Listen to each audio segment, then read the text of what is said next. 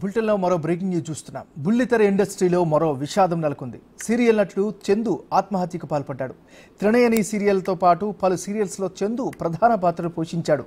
చందు అకస్మాత్తుగా ఆత్మహత్య చేసుకోవడం టీవీ ఇండస్ట్రీలో కలకలం రేపుతోంది. మరోవైపు పోలీసులు కేసు నమోదు చేసుకుని దర్యాప్తు చేపట్టారు. చందు బలవన్మరణానికి పాల్పడడంతో పలు అనుమానాలు వ్యక్తమవుతున్నాయి.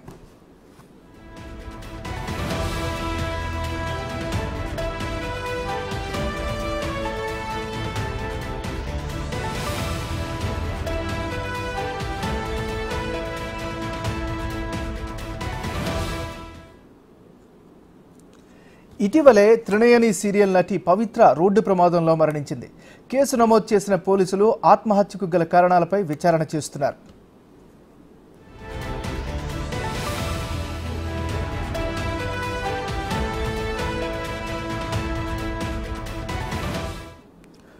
నార్సింగి పోలీస్ స్టేషన్ పరిధిలోని అల్కాపూర్ కాలనీలో చందు ఆత్మహత్య చేసుకున్నాడు. చందుకు భార్య, 2 పిల్లలు ఉన్నారు. 2015లో చందు శిల్పను ప్రేమ వివాహం చేసుకున్నాడు. ప్రస్తుతం రాధమ్మ పెళ్లి, కార్తీక దీపం సీరియల్స్లో చందు నటిస్తున్నాడు.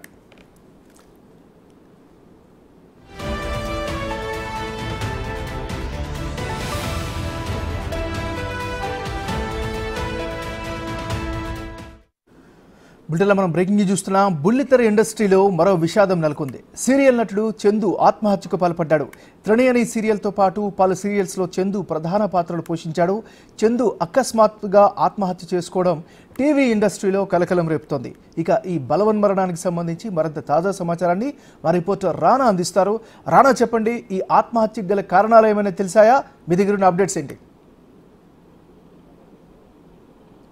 త్రినయని సీరియల్లో లీడింగ్ రోల్ పోషిస్తున్నాడు చంద్రకాంత్. ముఖ్యంగా గత వారం ముందు యాక్సిడెంట్ జరిగింది మహబూబ్ నగర్ దగ్గర.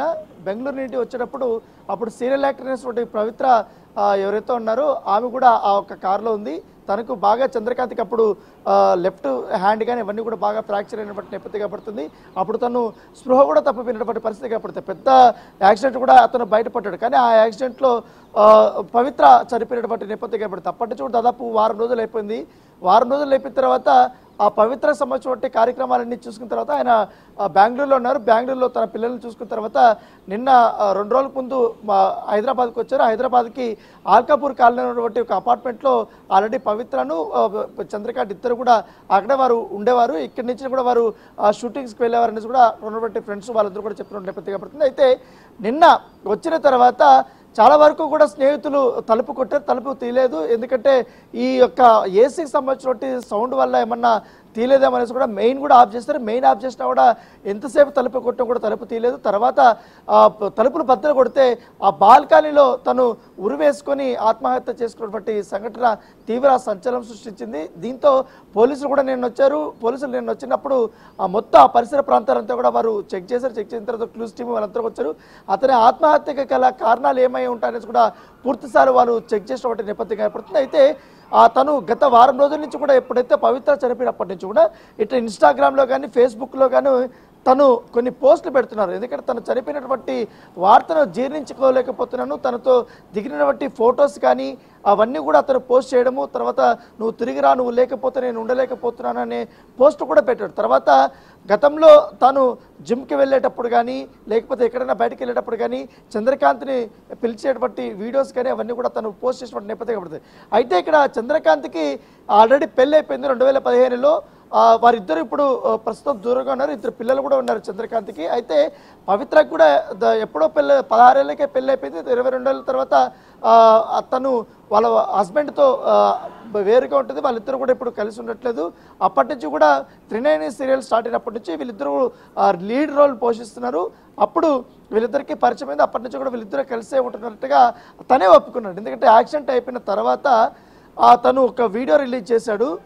కొన్ని ఇంటర్వ్యూలో వీడియో రిలీజ్ చేసిన తర్వాత ఇక ఈ నెలలోనే వచ్చే నెలలోనే మేము ఇద్దరము మా రిలేషన్షిప్ గురించి అఫీషియల్గా కూడా మేము రివీల్ చేద్దాం అనుకున్నాం. అంతలోపల దేవుడు ఈ రకంగా చేశాడంటూ కూడా అతను బాధపడినటువంటి సందర్భం. ముఖ్యంగా వీళ్ళిద్దరూ ఇటు బెంగళూరు కానీ ఇటు హైదరాబాద్ కానీ రెండు, అటు కన్నడలో ఇటు తెలుగులో 2 సినిమాలు వారు సీరియల్స్లో కూడా వారు నటిస్తున్నారు. అయితే పవిత్ర మాత్రం మంచి ఫేమ్ తీసుకొచ్చింది ఇట్లా బెంగళూరులో కానీ ఇవన్నీ కూడా, ఇట్లా తెలుగులో కూడా మంచి ఫేమ్ వచ్చినటువంటి నేపథ్యం. ఇప్పుడు ప్రస్తుతం చంద్రకాంత్ సంబంధించినటువంటి డెడ్ బాడీ ఈ ఉస్మానియా మార్చిలోకి తీసుకొని వచ్చారు. కొద్దిసేపట్లో వాళ్ళ ఫ్రెండ్స్ కానీ వాళ్ళ బంధువులు కానీ అందరూ రాబోతున్నట్టుగా మనకు సమాచారం అవుతుంది. ఎందుకంటే ఒక వార వ్యవధిలోనే ఇద్దరు బుల్లితెర సంబంధించిన నటీనటులు ఇలా చనిపోవడం అనేది బాధాకరం అంటూ కూడా ఇప్పటికే బుల్లితెర నటీనటులు కొంతమంది వారితో ఉన్నటువంటి అనుబంధంతో వారు చెప్తున్నటువంటి నేపథ్యం అయితే కనపడుతుంది.